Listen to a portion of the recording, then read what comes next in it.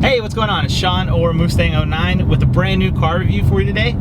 Today I'm in my buddy Sean's car. This car is a 2015 BMW M4. Now what's under the hood of this is pretty awesome. It's a inline 6 3.0 liter, but it's twin turboed. So with it being the twin turbo at peak performance, it's going 425 horsepower and 406 torque.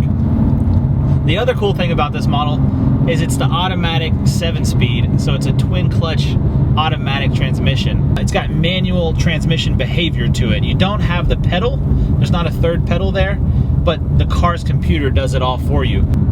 In Sean's M4, there's so many options that you can change. To start off with, you can do your power to your comfort to your steering, and you can do a sport mode to a super sport, and obviously a comfort mode. Currently we're in Sean's presettings. On the steering wheel there's two different settings that you can preset to any preference you would like, and he set one for a more efficient drive, so when he's going to work or when he's just getting around town, and then there's a second setting where he goes and sets it to all performance, super sport, everything, so it just turns the car into a race car. And it's pretty awesome that you can do that with just a flip of a switch. And I don't think back in the day you couldn't do anything quite like that. It's just either you have a race car or you have a luxury car. And nowadays you can have, it's one and the same. With the turn of a button, you have a date night car or you have a race car. So Sean's M4, like I was saying, is just absolutely jam-packed with features. From the Wi-Fi that it has, it's got a satellite on it, so on your heads-up display when you're looking out over the road, it can show you your speed, your RPMs, and just a whole slew of different things. But next to it is this really cool key feature, and it shows you the speed limit of the road you're on per the GPS of the car, which is super cool. It's something that I think every car should have. That way when you're on these back roads or you're somewhere you're not familiar with, you have the speed limit there and you're not caught speeding where you shouldn't be speeding. Along with the heads-up display, this car also has an information screen, and I call it an information screen rather than a navigation screen, simply for the fact that you can go through and see every aspect of the vehicle. You can look at how what traction mode you're in, how much torque or power the car is putting down, just about everything. It shows RPMs, obviously your time, and you go in through there and through your settings. It's got this really cool knob down low, and the knob, you can either change it and click it and turn it, or you can use it as a trackpad. So it's kind of like just a movable mouse pad with your finger. And so when you go in and you want to find something in particular and you need to spell it out, instead of turning it, you can actually write on it with your finger and do letters, and it'll figure that out and search for it. I'm sure many of you guys have seen the video of the 2015 M4 commercial where it's on the aircraft carrier and it's just kind of drifting around the edge and everything. Well, this is that car, and this car is that exciting to drive all the time. I do have to say I'm a little cautious to get too on it just because of the car itself. One, it's very powerful. Like I said earlier, it's got 425 horsepower. But the second thing is the price tag. So starting base model of this car at the dealership is $65,000. This specific model with its different add-ons and features is upwards of $80,000. That's up there with one of the highest amounts of cars I've ever driven, price-wise. It's very cool, and I can see why people would pay that. Like I was saying earlier, not only does it have the performance factor to it, it's got the luxury. Outside looking in, it looks kind of small. When you get inside, it balloons, it bubbles out. It's the back seat, it looks functional to me. It's a bigger back seat. Being behind the steering wheel, it's leather wrapped. It's got the red and blue stitching on it just for BMW. The M logos everywhere. I think we counted over 25 BMW, just the M logos itself. So they're pretty proud of it being an M4. They're gonna place those everywhere they can, and why not? I mean, you're paying 80 grand for a car. Let people know what it is. Be proud of it. It's got heritage to it. I mean, it's BMW, it's German engineering, and they absolutely knocked it out of the ballpark with this car. The cool thing now is we're looking at the live heads-up display screen. You can see your power and torque. So as you're putting the throttle down, the percentage of throttle you're using, it just goes through and shows you everything. So it's pretty amazing that used to, you'd have to hook up a laptop and find some way to secure it to the car so it's not sliding around your passenger seat, and you may still not get accurate readings. But now, just a flip of a switch, you turn a little knob, and you have everything you ever wanted to see on how your car's performance is doing. So the M4 comes with a little more performance components as opposed to just a regular old BMW. So this M4 has a carbon fiber drive shaft as well as a roof, and it's real carbon fiber. It's not just some overlay. They're losing weight where they can just to back up the performance side of things. So you put all this power into it, you don't want to put it into a sluggish car.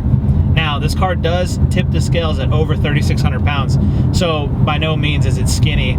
It's a big girl, but with the power and everything, they're losing it where they can. Carbon fiber drive shaft, that's rotating mass, and the less you have of that is the faster the car is going to go. Being back on these back roads, taking a lot of twists and turns, one thing I'm noticing is the seat is actually very comfortable. It's more of a bucket style seat. It's got some higher bolstering on the waist and on the leg portion, but really you don't notice it as a negative thing. You notice it as a positive feature because it does hold you in place as you're turning the car through the twists and turns of the roads. We just took the car on the back roads. Now we're going to take it on the highway. When we were doing the back roads, we were somewhat sport, somewhat comfort. So now when we go to the highway, we're simply going to push the button on the steering wheel, switch it over to M2, which is a presetting that Sean made to make it all sport mode. Ooh, rev matches, doesn't it? Yeah.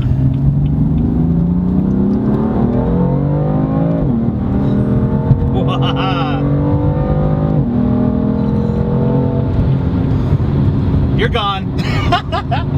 That's the way you make an entrance onto a highway right there. Man, that was amazing. It's so smooth and fluid. Nothing is super aggressive or jerky. It pins you to the seat, and man, it just feels good. I keep saying, so something else cool, another cool feature.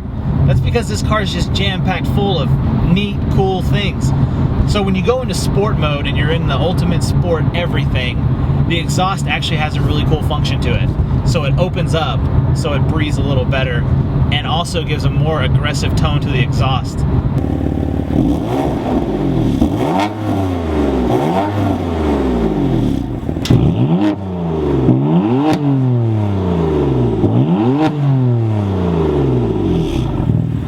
We're going to drop it down again. We're in fourth.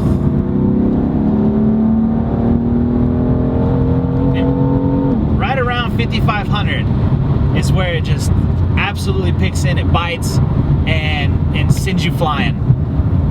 That's incredible. The first thing I noticed when this car pulled in the parking lot just to do this video shoot is the awesome color of it. It's similar to the Mustang Grabber Blue, but it's a little bit lighter, it's a little softer, and BMW calls theirs the Yas Marina Blue Metallic. And I hope I'm saying that right. I don't know.